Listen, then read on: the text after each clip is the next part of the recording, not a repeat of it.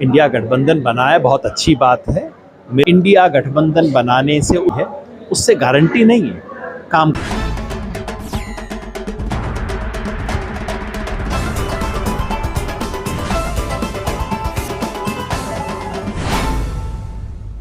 साथ आप फरीदाबाद से पहुंचे कोटा, यहाँ ग्राम स्वराज सम्मेलन में आंदोलनकारी रहे, पीछे किसानों की आवाज़ उठाने के लिए मुखर रहे हैं। योगेंद्र यादव पहुंचे यहाँ पे और उनसे करेंगे विशेष बातचीत।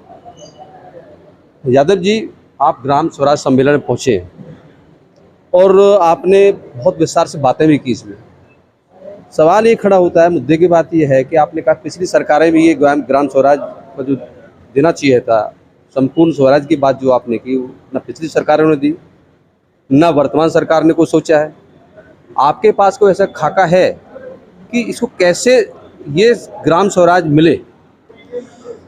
देखिए, पिछले 75 साल से इस देश में ग्राम स्वराज के सपने को साकार नहीं किया गया है, लेकिन जनता के दबाव के चलते कई ऐसी चीज़ें स्वीकार करनी पड़ी, लागू करनी पड़ी, जिनसे पूरा नहीं टुकड़े में कुछ ग्राम स्वराज के अंश हमें मिलते थे। जैसे पेशा का कानून था, जैसे 2013 का ज़मीन अधिग्रहण कानून था, जैसे वनाधिकार कानून था।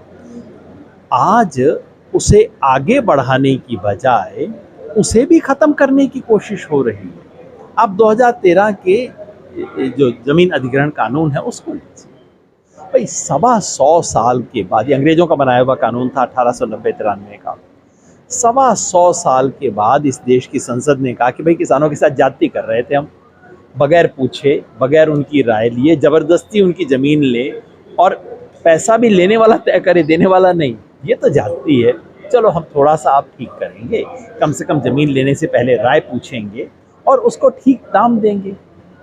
उतना भी कबूल नहीं है, उसको भी पलटने की तैयारी है। और पिछले 10 साल में 2014 के बाद से इस कानून पे एक के बाद एक हमले हुए हैं और अब ये कानून पूरी तरह से निष्प्रभावी कर दिया गया है और बिल्कुल पुराने अंदाज में, अंग्रेजों वाले स्टाइल में फिर किसानों की ज़मीन पे डकैती शुरू हो गई है। इसको कैसे बचा सकते हैं? देखिए, अंततः ग्राम स्वराज किसी नेता की मेहरबानी से नहीं आएगा। ग्राम स्वराज जनता के संघर्ष से आएगा। ग्राम स्वराज ग्राम की जनता, इस देश की, जैसे किसान आंदोलन में इस देश के किसान खड़े हो गए और उन्होंने कहा भाई ये किसान तो नहीं, ये कानून तो नहीं मानेंगे, जो मर्जी कर लो, हम तो बैठ गए। कहीं ना कहीं इस तरह का संघर्ष ग्रामीण जनता को करना पड़ेगा, लेकिन उसकी पहली शर्त ये है कि देश में संघर्ष करने की जमीन तो बाकी रहे, लोकतंत्र तो जिंदा रहे, संविधान तो बचा रहे।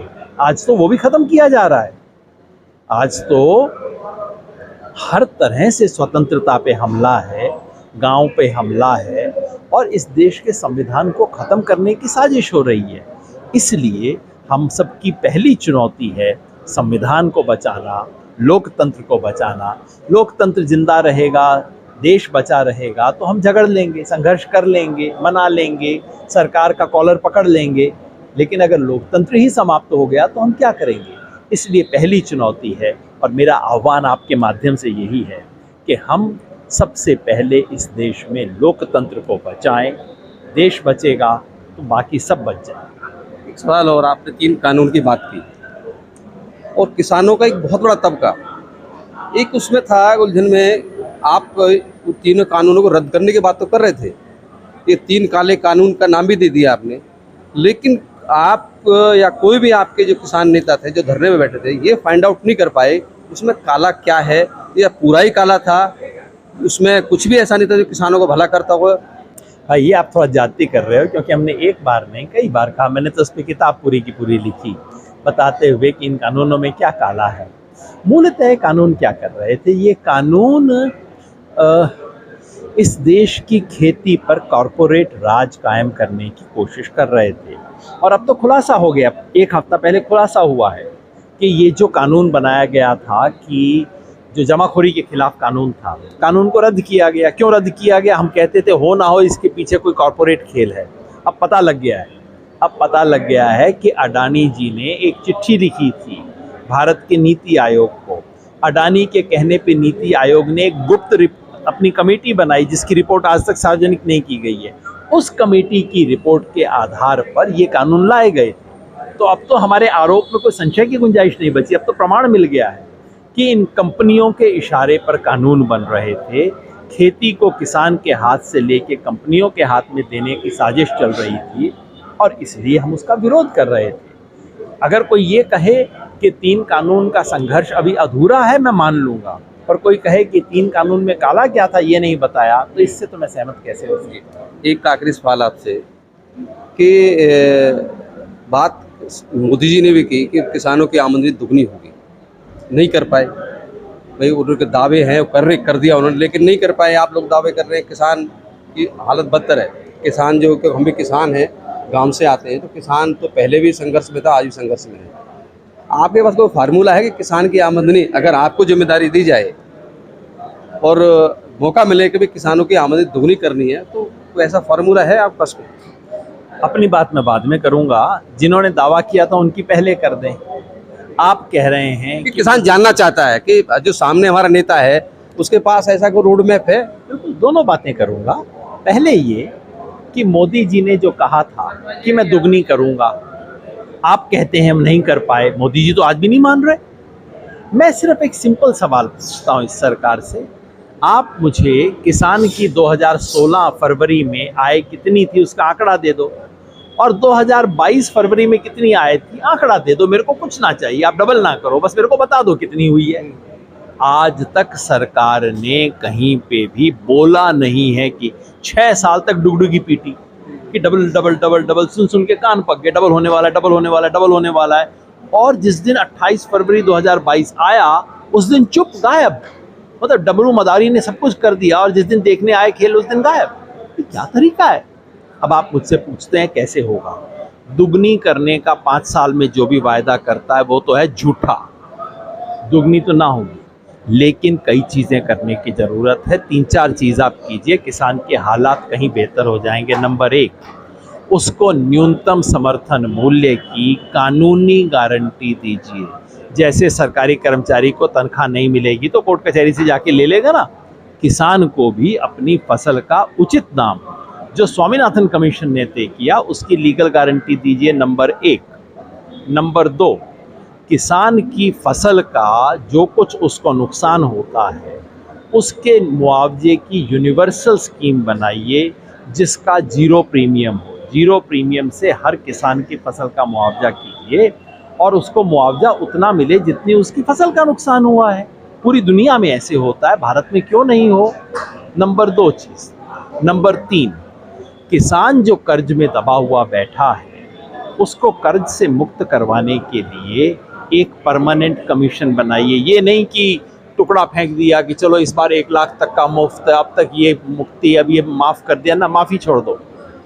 कर्ज से किसान की मुक्ति करवाने की एक परमानेंट कमीशन बनाओ। इसका प्रयोग हो चुका है और सफल हुआ है, केरला में हुआ था। वो कमीशन बनाओ, ये करो। चौथी चीज़ आप सुनना चाहते हैं, मैं तो कई चीज़ें बता दूंगा क्योंकि सोच के बैठे हैं हम इन सब चीज़ों के बारे में। चौथा, किसान की फसल जो है, अब क्योंकि मौसम बदल रहा है, नए मौसम के हिसाब से किसान के नए फसल चक्र बनाने में किसान की मदद करो और किसान को गारंटी दो कि अगर इस बदलने के चक्कर में तुम्हें नुकसान होता है तो हम तुम्हारी भरपाई करेंगे। क्लाइमेट चेंज के अगेंस्ट किसान को बचाने की जिम्मेवारी सरकार ले। नंबर 5, किसानों की सहकारिता को बना के और खेती को उद्योग के साथ जोड़िए जो कि ग्रामीण उद्योग है। नंबर 6, किसान के साथ जो पशुपालन का जुड़ा हुआ है, MSP सिर्फ इस पे क्यों देते हो? दूध, घी, मक्खन इसके ऊपर क्यों ना मिले? ये सब काम कीजिए, किसान की ज़िंदगी बदल जाएगी। ये 5 साल में दुगना हो जाएगा ऐसा तो झूठे वायदे करने करो बंद, मगर किसान की खुशहाली के ये तरीके हैं, इससे हो। लेकिन एक कड़वा सत्य ये भी है, अगर हम जो किस गांव देहात में युवा पीढ़ी है जो परंपरागत खेती बाड़ी जो उनका एक वो है उसको उससे दूर भाग रहे हैं, उनका कोई इंटरेस्ट नहीं है उसको, क्योंकि उनको पता है किसानी घाटे का सौदा है। उनके दिमाग में एक बात आ गई है। अब कुछ मूल सवाल ऐसे हैं कि अब छोटे छोटे किसान रह गए, किसान को व्यवस्था चाहिए कि जो आवारा पशु होते हैं उनकी फसल सुरक्षित हो, ताकि ऐसी फसल बो सकें उसमें सब्जी हुई और दूसरी ऑर्गेनिक फसल हुई, ताकि वो सुरक्षित रहें उस तरह की। तो सरकार को क्या ऐसी सब्सिडी देके उनको बाउंड्री करा के सुरक्षित करने की व्यवस्था करनी चाहिए। आवारा पशु वाली बात मेरे को कहनी चाहिए थी, वो छूट गई क्योंकि आपने फटाक से पूछ लिया था। बिल्कुल, आवारा पशु के लिए फिर आपको आवारा पशु आवारा हो क्यों रहे? कोई ये सारे लोग जो गौ माता का नाम लेके, क्योंकि इन सबको गौ माता की फोटो से इंटरेस्ट है, इनको गौ माता में कोई इंटरेस्ट नहीं है। अरे पालो ना गौ माता को, है ना? और ये जो बांधे सरकार, हर किसान को गाय छोड़ने का कोई शौक नहीं है। किसान गाय को इसलिए छोड़ता है क्योंकि वो रख नहीं सकता। भाई, जो गाय दूध नहीं दे रही है उसको किसान कैसे पालेगा? आप उसकी पेंशन बांध दो, किसान खुशी से रखेगा, है ना? तो पहली बात ये कि आवारा पशु में खाली तार बार बनाना नहीं, तार तो बनाना ठीक है, होना ही चाहिए, लेकिन आवारा पशु की समस्या की शुरुआत कहाँ से? क्योंकि आपने इस देश में पशुओं के व्यापार पे लगा दिए बंदिश। कोई लेके जाए 10 गाय, बेचारा डरता हुआ जाता है, कहीं पकड़ के मार दिया तो मेरा क्या होगा, है ना? व्यापार पे लगा दी बंदिश। नाम गौ माता का दिन रात जपते हैं, काम कुछ नहीं करते गौ माता के लिए। तो अगर आवारा पशु की समस्या की शुरुआत पे अगर आप करें और फिर किसान को मदद भी दें, सब्सिडी भी दें, तो ये बहुत इंपॉर्टेंट बात होगी। रही बात कि नई पीढ़ी को कोई रुचि नहीं है, ये बिल्कुल बेकार की बात है। उसे रुचि इसलिए नहीं, क्योंकि आपने जवाब भी खुद दे दिया, क्योंकि खेती घाटे का सौदा है। घाटे का सौदा दुनिया में कौन करना चाहेगा, है ना? जिस दिन वो घाटे का सौदा नहीं बचेगा, जिस दिन मुनाफे का सौदा होगा, लड़का जीन्स पहन के टी शर्ट पहन के आएगा, गाँव में खेती करेगा, क्या दिक्कत है उसको?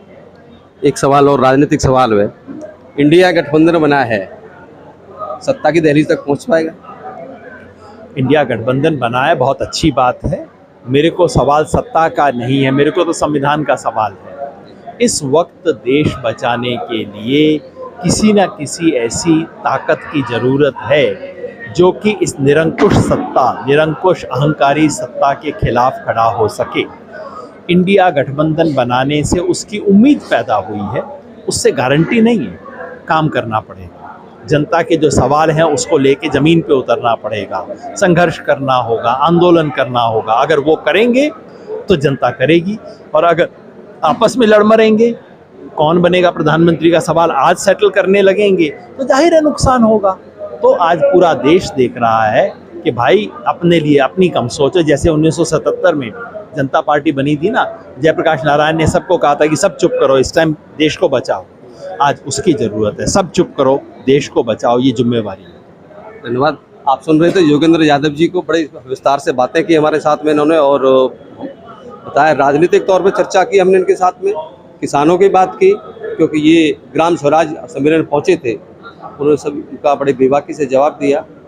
उम्मीद करते हैं ग्राम स्वराज लौटेगा, गांव के आम नागरिक को उनके अधिकार मिलेंगे।